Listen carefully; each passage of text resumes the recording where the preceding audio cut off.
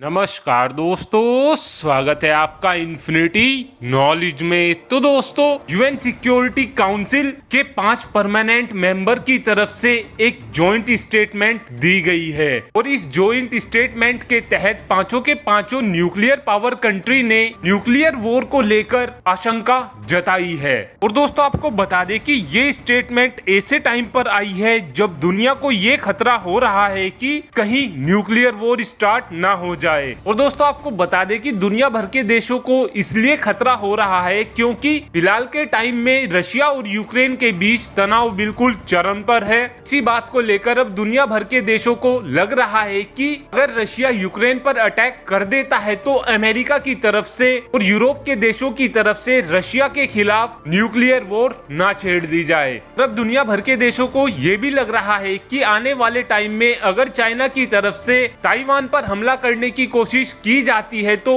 उस time America की तरफ से ताइवान को न्यूक्लियर अम्ब्रेला प्रोटेक्शन ना दे दी जाए। और दोस्तों, इस रिपोर्ट में सबसे इंटरेस्टिंग बात ये रही है कि अमेरिका एक बात को लेकर पूरी तरीके से अड़ गया और इस रिपोर्ट में अमेरिका की तरफ से ये कहा गया है कि न्यूक्लियर वेपन ज्यादा देशों के हाथ ना लगे। और दोस्तों, ऐसा अमेरिका की तरफ से इसलिए कहा गया है क्योंकि फिलहाल के टाइम में ईरान भी अपने परमाणु हथियार बनाने में लगा हुआ है। इसी बात की चिंता को लेकर अमेरिका की तरफ से इस स्टेटमेंट में कहा गया है कि कोई भी और देश परमाणु हथियार ना बना पाए। दोस्तों, आपको बता दें कि ऐसा पहली बार हुआ है कि जो चीज व्हाइट हाउस की तरफ से मेंशन की गई है सेम टू सेम वही चीज चाइना के भोपू न्यूज़पेपर ग्लोबल टाइम की तरफ से भी छापी गई है। और दोस्तों, ये बात आप सभी को काफी अच्छे से पता होगा कि फिलहाल के टाइम में दुनिया भर के देश एक दूसरे के साथ मिलकर युद्ध अभ्यास करते हैं और इस स्टेटमेंट में ये भी कहा गया है कि आने वाले टाइम में युद्ध अभ्यास एक न्यूक्लियर वॉर का कारण भी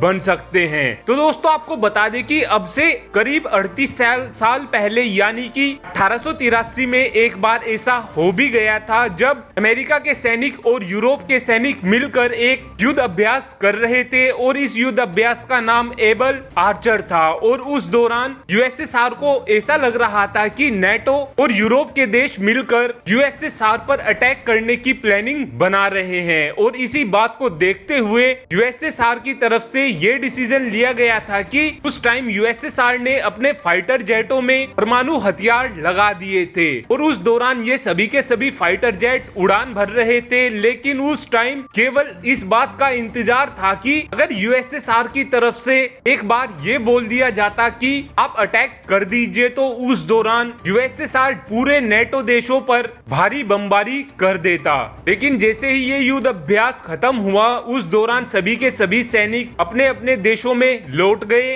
और उस टाइम की ये मिसअंडरस्टैंडिंग पूरी तरीके से खत्म हो गई थी। लेकिन अब देखना ये अहम होगा कि आने वाले टाइम में ऐसी कोई भी मिसअंडरस्टैंडिंग किसी भी देशों के बीच ना हो जाए जिसकी वजह से परमाणु युद्ध हो जाए। Thanks for watching this video. Have a good day.